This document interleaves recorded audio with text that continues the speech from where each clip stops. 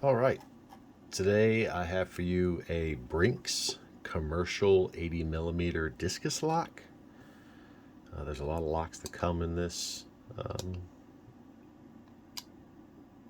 format. You would think that with the Brinks name that this might be superior to some of the cheap Chinese knockoffs. The lock body and the shackle are both stainless steel, and they advertise this lock as having cut resistance up to 11,000 pounds and pry resistance up to 10,000 pounds. So let's see what it's going to take to pick this guy. I've got a tension bar from Sparrows and a half diamond pick from the Lockpicking Lawyers Covert Instruments website.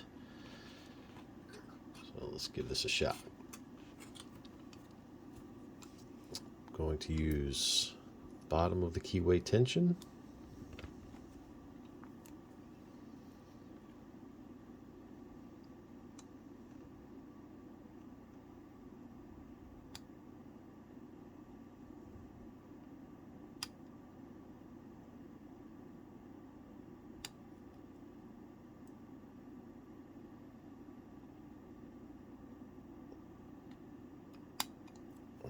We got that open. As you can see, even being a novice such as myself, that was a relatively easy lock to get into. Can't say I'd really recommend this.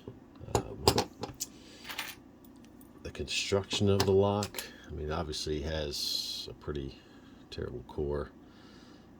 The construction seems pretty shoddy on this thing. I don't know if you can see when I open and close the lock, the shackle actually bounces around from left to right. Anyway, that's all I got for you today. Thanks for tuning in.